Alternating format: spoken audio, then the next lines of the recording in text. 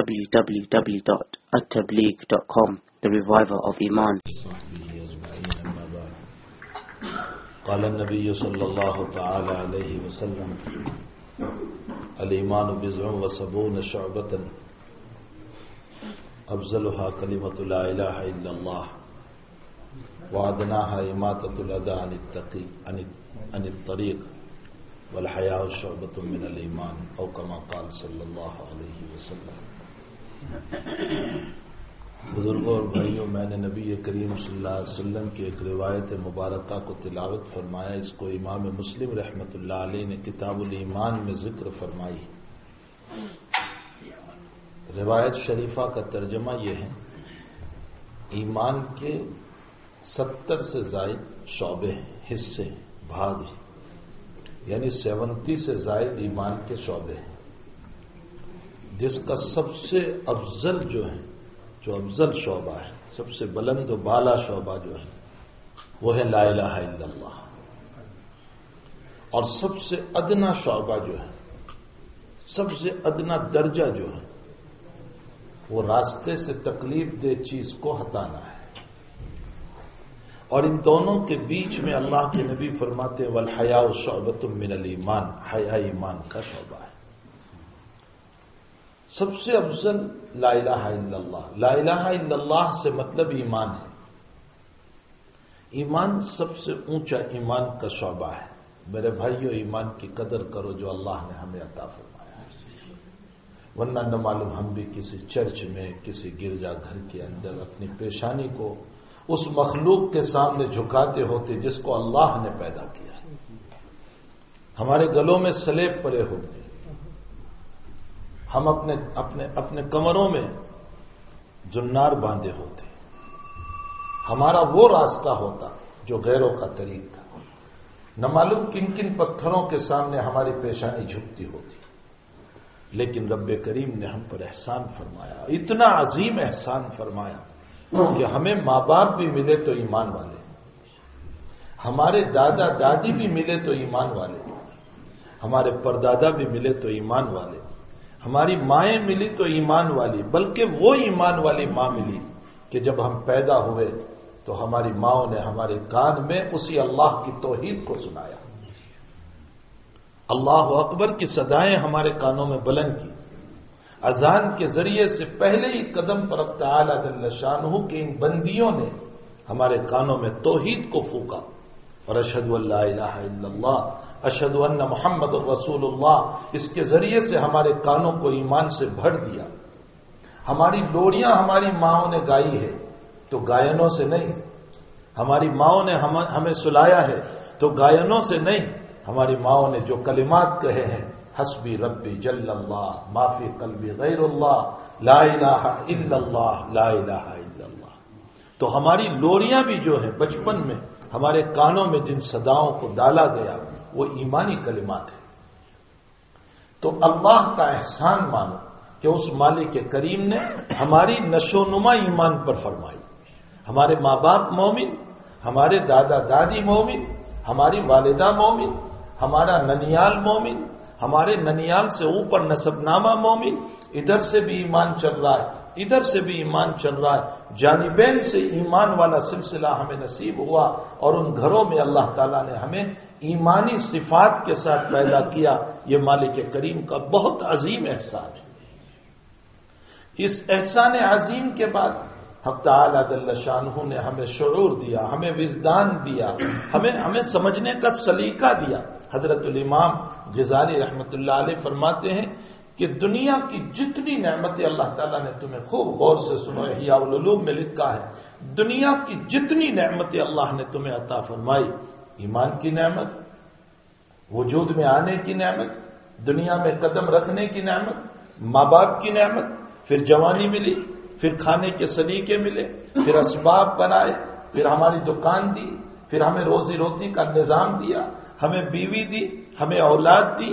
ساری نعمتیں ہیں، لیکن ان تمام نعمتوں میں صرف ایمان ایک ایسی نعمت ہے جس کے بدلے میں ساری زندگی اپنی پیشانی رگڑتے رہو اور یہ چمڑی بدلتی رہے سجدوں کے اندر، یہ گھس جائے، دوسری آ جائے، پھر گھس جائے، دوسری آ جائے، موت تک صرف ایمان کا شکر ادا کرتے رہو تو بھی اللہ کا شکر ادا نہیں ہو سکتا. اتنی عظیم نعمت حق تعالی جل شانہ نے. امام غزالی تو امام غزالی تھے، عجیب و غریب. ابھی ایک جگہ کسی صاحب کی وفات ہو گئی، موت ہو گئی، تو میں تعزیت کے لیے وہاں پہنچا. اب ان کا انتقال اس سلسلے میں ہوا کہ ان کا آپریشن فیل ہو گیا. بمبئی میں جو آپریشن کروایا تھا وہ آپریشن فیل ہو گیا. تو میں ان کے گھر تعزیت کے لیے پہنچا تو کہنے لگے ڈاکٹر نے برابر دیکھا نہیں، آپریشن فیل ہو گیا، فلاں ہو گیا، فلاں ہو گیا. میں نے ان کی باتوں کو سن کر میں نے کہا دیکھو ہمارے اکابر نے ایک عجیب و غریب بات لکھی. فرمایا موت دینے والا تو اللہ ہی ہے، یحیی و یمیت، وہی موت دیتا ہے، وہی حیات دیتا ہے، یہ اس کی صفت ہے. لیکن اللہ نے موت کو منسوخ کر دیا کسی سبب کی طرف. بعض کہتے ہیں کینسر کی بیماری ہو گئی اس لیے مر گیا، بعض کہتے ہیں اس کا ہارٹ فیل ہو گیا اس لیے مر گیا، بعض کہتے ہیں آپریشن فیل ہو گیا اس لیے مر گیا، بعض کہتے ہیں اپینڈکس پھٹ گیا اس لیے مر گیا. یہ سارے اسباب کی طرف اللہ تعالیٰ نے موت کو منسوخ کیا، ورنہ حقیقت میں موت اللہ ہی نے دی ہے. کیوں آخر اللہ نے اسباب کی طرف موت کو منسوخ کیا؟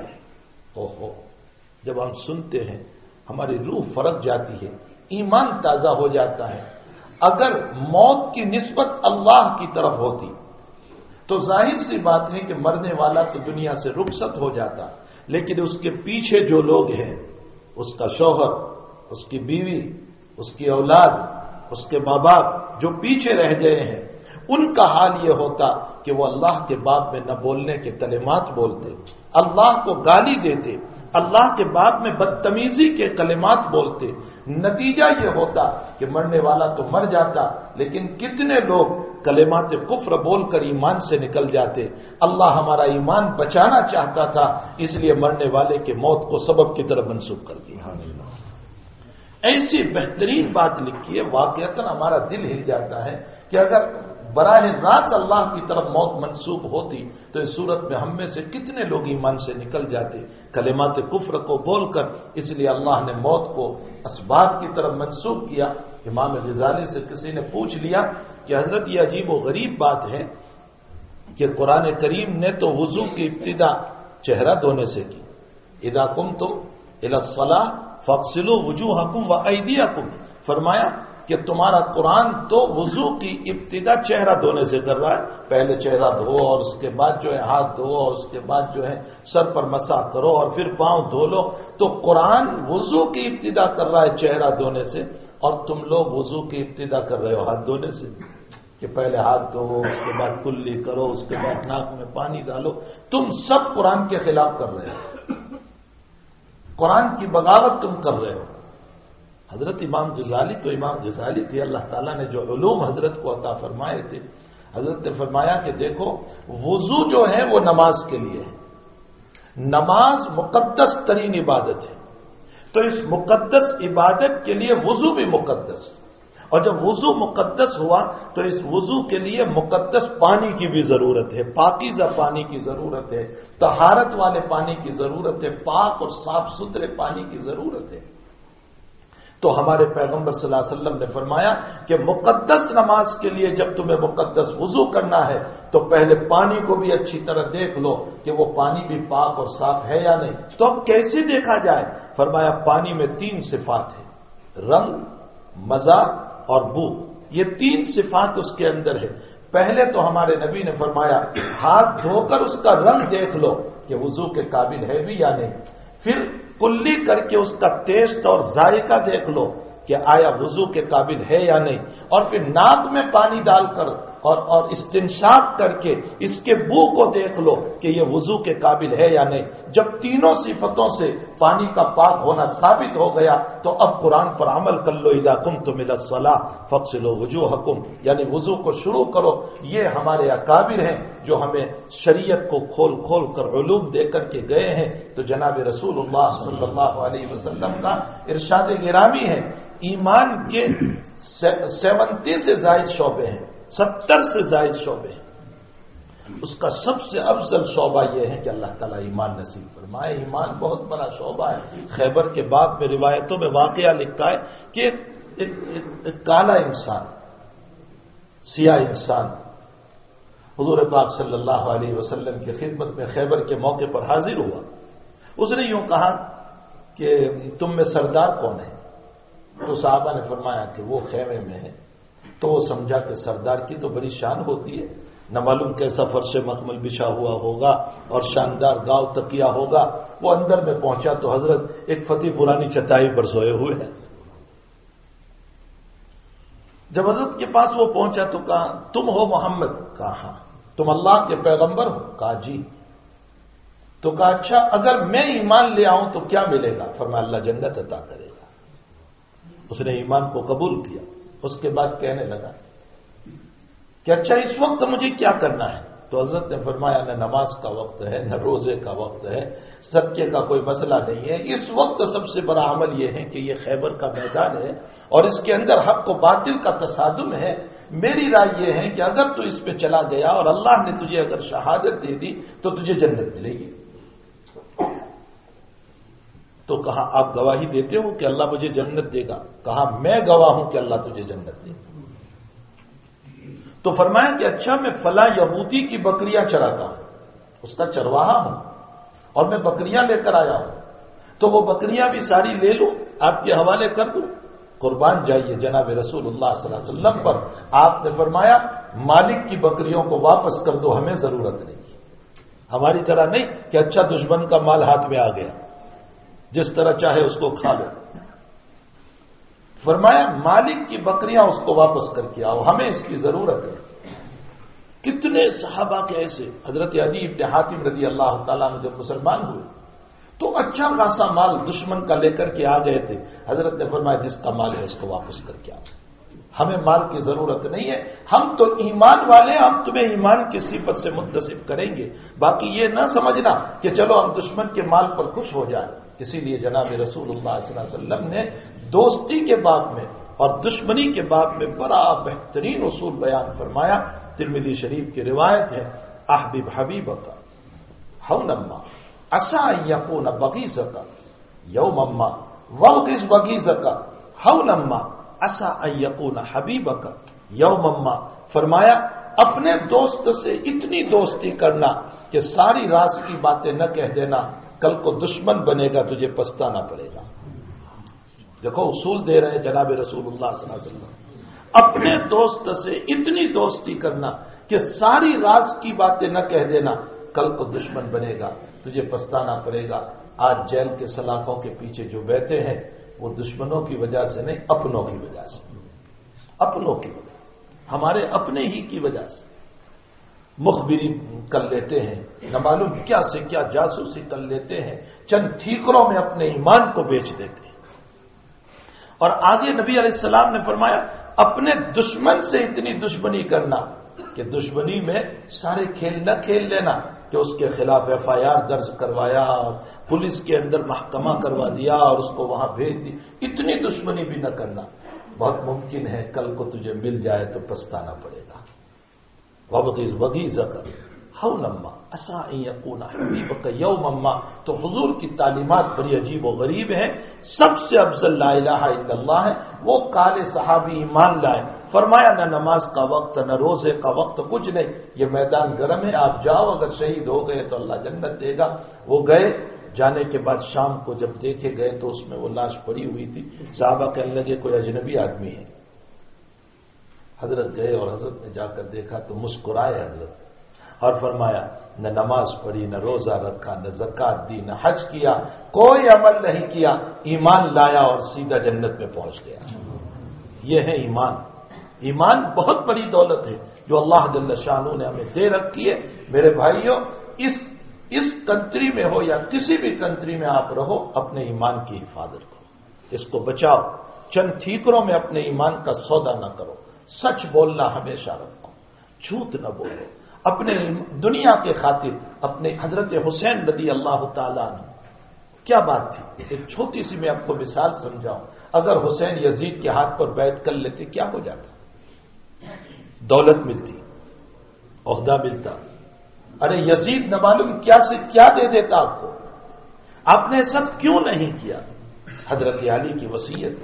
میرے بیٹوں، دین اور دنیا جب جمع ہو جائے تو دین کو ترجیح دینا، دنیا کو چھوڑ دینا۔ حضرت حسین نے اس پر عمل کیا۔ اگر یزید کے ہاتھ پر بیعت کر لیتے، عہدہ ملتا، دولت ملتی، سب کچھ ملتا، لیکن اپنے نانا کا دین بدنام ہو جاتا۔ آنے والے تاریخ میں یوں لکھ جاتے کہ حسین نے ٹھیکروں میں دین کو بیچا تھا۔ تو بہرحال ایمان ایک عظیم دولت ہے، اس کی قدر کریں جو اللہ تعالیٰ نے ہمیں عطا فرمائی ہے۔ اس کے بعد دوسری بات جو جناب رسول اللہ صلی اللہ علیہ وسلم نے فرمائی، وہ اماطۃ الاذی عن الطریق، راستوں سے تکلیف دہ چیز کو ہٹاؤ۔ یہ بھی ایمان کا شعبہ ہے، ایمان کا حصہ ہے۔ کیا مطلب ہے؟ اللہ کے حبیب پاک صلی اللہ علیہ وسلم یہ بتانا چاہتے ہیں، ہر وہ عمل جو دوسروں کے لیے تکلیف کا ذریعہ بن جائے، آپ اس میں معاون ہو کر اس کی تکلیف کو ہلکی کر دو۔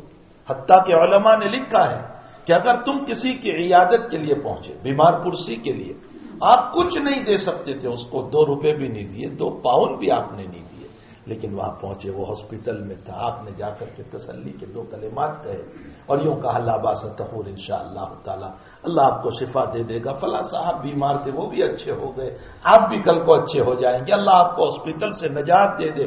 علماء نے لکھا ہے کہ اگر تم نے کسی بیمار کو تسلی کے 2 کلمات کہہ دیے، فرمایا اس موقع پر اللہ کی رحمت تمہیں گھیر لیتی ہے کہ تم نے تعاون کیا، تم نے مدد کر دی۔ وہ اماطۃ الاذی عن الطریق، راستے سے تکلیف دہ چیز کو ہٹا دینا، یعنی کوئی بھی تکلیف کی چیز ہو، کسی کے تم کام آ جاؤ، یہ بہت بڑی چیز ہے۔ اور تیسری چیز جناب رسول اللہ صلی اللہ علیہ وسلم نے فرمایا والحیاء شعبۃ من الایمان، حیا ایمان کا شعبہ ہے، بہت بڑی دولت ہے۔ اللہ تعالیٰ جس کو حیا نصیب فرما دے، اذا فاتک الحیا فافعل ما شئت، بے حیا بنو تو جو چاہے کر لو۔ جب انسان بے حیا بن جاتا ہے تو اس کا حال یہ ہوتا ہے کہ وہ باپ کو بھی نہیں دیکھتا، وہ ماں کو بھی نہیں دیکھتا، وہ استاذ کو بھی نہیں دیکھتا، وہ ضعیف کو بھی نہیں دیکھتا، وہ شیخ کو بھی نہیں دیکھتا، اور وہ گناہ کر گزرتا ہے۔ بخاری شریف اور مسلم شریف میں روایت صحیح ہے ان کی کہ اللہ کے نبی علیہ السلام کا گزر ہوا تو ایک بھائی اپنے بھائی کو ڈانٹ رہا تھا، چھوٹے بھائی کے پیسے کسی کے پاس باقی تھے اور وہ بیچارہ شرم کا مارا مانگ نہیں رہا تھا، حیا والا تھا اس لیے مانگ نہیں رہا تھا۔ تو بڑا بھائی اس کو یوں کہہ رہا تھا، ارے بے حیا بے غیرت، اپنا حق نہیں مانگ رہا ہے تو، پیسے اپنے نہیں مانگ رہا ہے، اتنی بھی کیا حیا کرتا ہے کہ تو اپنا حق نہیں مانگ رہا۔ اور اللہ کے نبی کا وہاں سے گزر، حضرت نے ان کی بات کو سنا تو حضرت نے بڑے بھائی کو یوں کہا، بھائی اس کے حیا کو باقی رہنے دو، اس کے حیا کو نہ چھڑواؤ، ٹھیک ہے یہ اپنے حیا کی وجہ سے اپنا حق نہیں مانگ رہا ہے، لیکن اگر تم نے اس کو حق مانگنے کے لیے بے حیا بنا دیا تو کل نہ معلوم کتنے گناہ وجود میں آ جائیں گی۔ ایک حق کو مانگنے میں اگر اس کو تم نے بے حیا بنا دیا تو نہ معلوم کتنے گناہ وجود میں آ جائیں گے۔ تو حیا بہت بڑی صفت ہے۔ حیا کس کو کہتے ہیں؟ حیا نام ہے ایک قلب کی ایک کیفیت ہے، ایک دل کی ایک کیفیت ہے کہ انسان برے کاموں سے اپنے آپ کو باز رکھ لے کہ مجھے یہ نہیں کرنا چاہیے، یہ نہیں کرنا چاہیے۔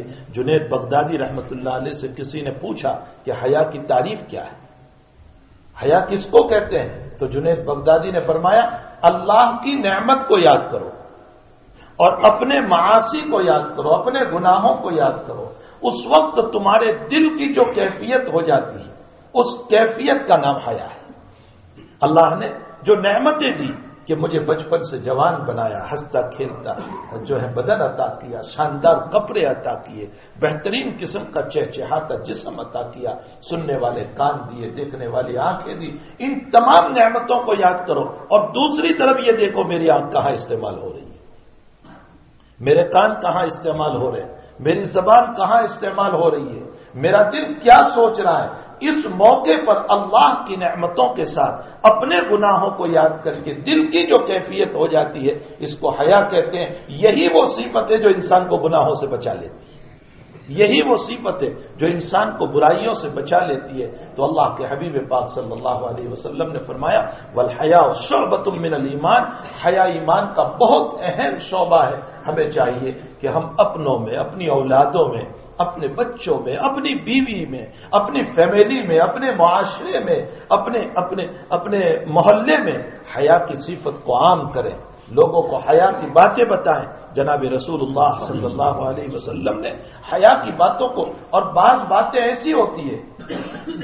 ایک چھوٹی سی بات عرض کروں کہ ایک عورت نے سوال پوچھا اللہ کے حبیب پاک صلی اللہ علیہ وسلم، یا رسول اللہ مجھے حیض آیا، غسل کرنا ہے، میں کیسے اپنا غسل کروں؟ بخاری شریف میں حضرت نے فرمایا کپڑا لے لے اور اس کے ذریعے سے تطہر، پاکی حاصل کر. تو وہ پوچھنے لگی کیسے کروں؟ فرمایا تطہری، پاکی حاصل کر.